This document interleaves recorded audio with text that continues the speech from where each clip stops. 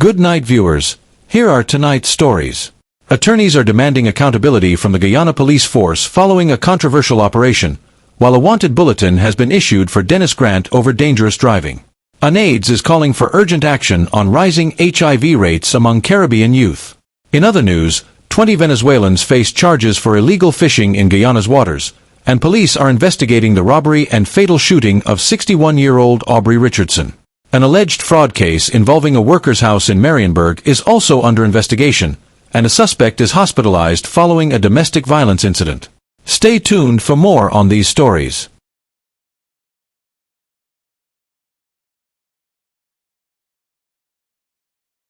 Police investigating robbery and fatal shooting of 61-year-old Aubrey Richardson. The Guyana police force is actively investigating the fatal shooting of Aubrey Richardson, a 61-year-old resident of Kuru Kuru, Soesdijk Linden Highway. Richardson succumbed to his injuries on September 5, 2024, at the Georgetown Public Hospital Corporation, GPHC, following a robbery that occurred on August 24, 2024, at a shop in Yarrowcabra.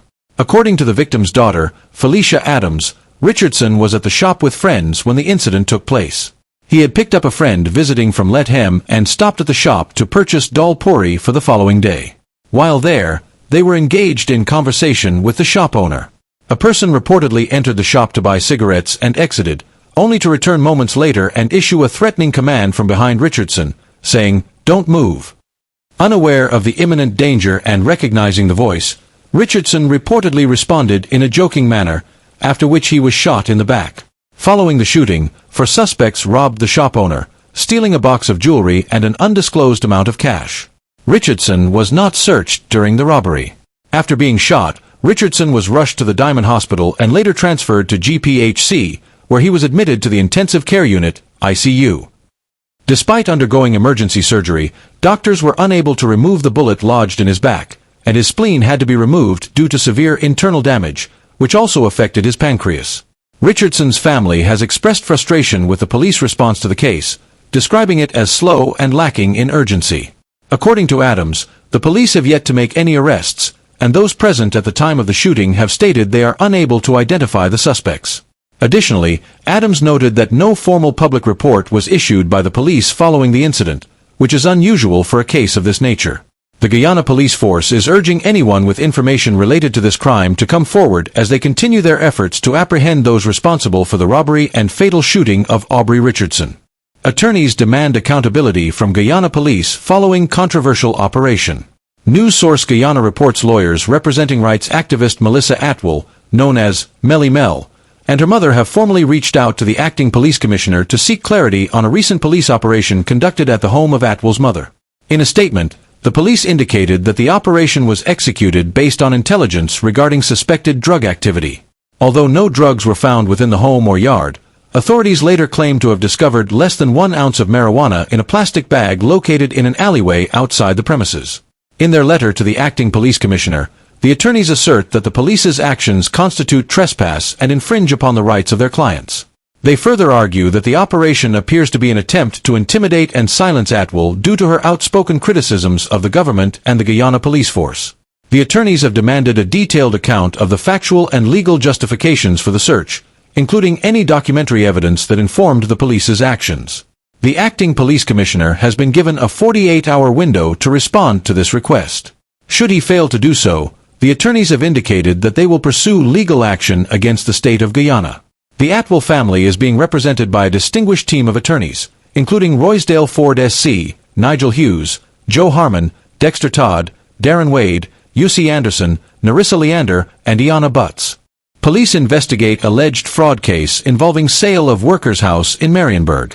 The Surinamese police are actively investigating a fraud case involving the alleged illegal sale of a state-owned workers' house in Mariënburg. The suspect, identified as Savitri Persaud, reportedly deceived 2 victims by claiming ownership of the house and collecting payments from them. According to reports, Persaud informed the victims that she planned to emigrate to Guyana and offered them the opportunity to move into the house in exchange for covering supposed renovation costs. She falsely promised that the house would then belong to them. However, the house in question is property of the state of Surinam, and Persaud had no legal right to sell or rent it. One victim, Jasmine, told Watercont.net that she paid Persaud 59,000 SRD to secure permanent residence in the house. After receiving the payment, Persaud became unreachable, and Jasmine later discovered that she had left for Guyana. Another victim reportedly paid Persaud nearly 50,000 SRD under similar false pretenses.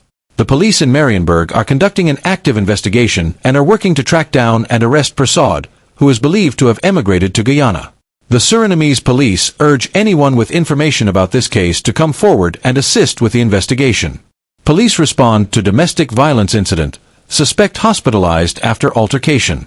A 32-year-old construction worker, Jermaine Haynes, from Little Diamond squatting area, East Bank Demerara, is currently hospitalized after being shot by police officers responding to a domestic violence report involving his wife.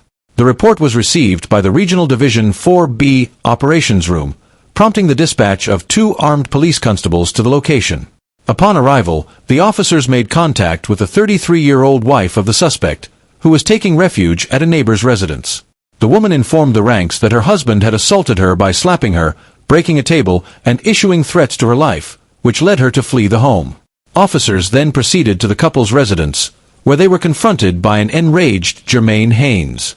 During the altercation, Haynes attempted to disarm one of the officers by seizing his firearm. In response, the second officer discharged 2 rounds from his service pistol, striking the suspect in the lower right leg.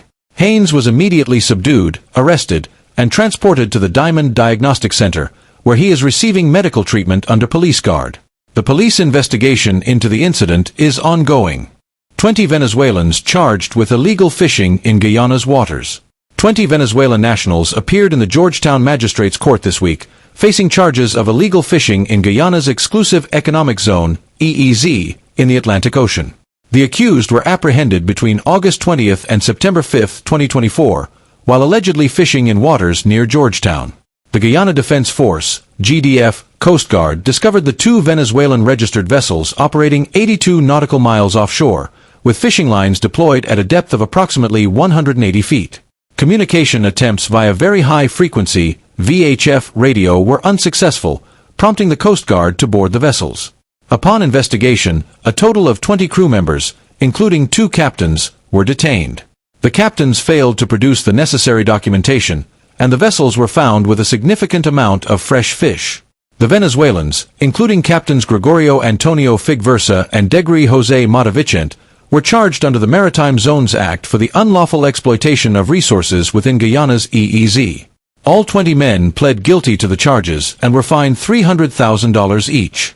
In addition, Figversa was fined $1 million or a 2-year prison sentence for operating a foreign fishing vessel without a valid license, while Vicente, who pled not guilty, is due to return to court on October 9, 2024. During the court proceedings, the fishermen claimed that a local company had provided them with permission to fish in the area. One fisherman expressed frustration, stating that they had been fishing in the same waters for years under the guidance of the local company, and this was the first time they had faced legal issues. The investigation into the involvement of the local company is ongoing. UNAIDS calls for urgent action on rising HIV rates among Caribbean youth.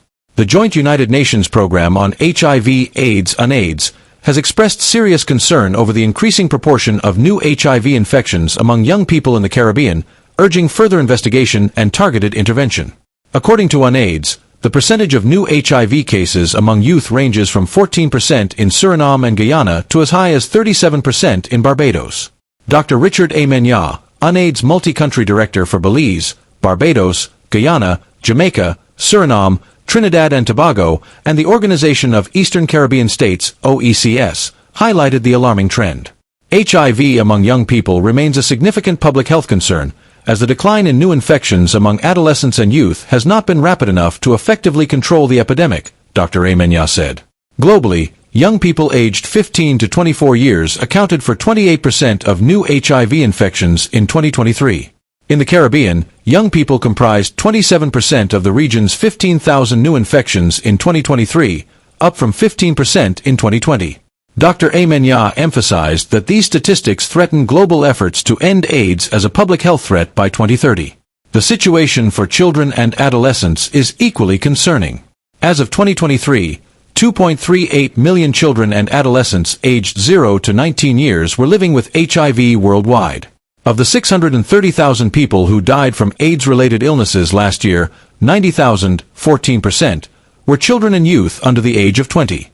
While new HIV infections among children aged 0 to 14 and adolescents aged 15 to 19 have declined since 2000, progress has stalled in recent years. A particularly vulnerable group is adolescent girls aged 15 to 24, who accounted for 71% of new infections among adolescents in 2023. In regions such as East Asia, the Pacific, Latin America, and the Caribbean, 2/3 of new infections among adolescents, ages 10 to 19, were among boys. Additionally, 25% of all pregnant women living with HIV globally are between the ages of 15 and 24.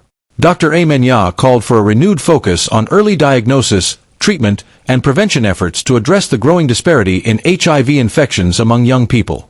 If we are to achieve the goal of ending AIDS as a public health threat by 2030, immediate and sustained efforts must be made to address the needs of young people in the Caribbean and globally. Wanted bulletin issued for Dennis Grant. The Guyana police force is seeking public assistance in locating Dennis Grant, a suspect wanted for dangerous and wanton driving in connection with an incident that resulted in harm to victim Hyoji Kim. Grant, born on May 17, 1974, was last known to reside at Lot 38C, Field Sophia in Greater Georgetown.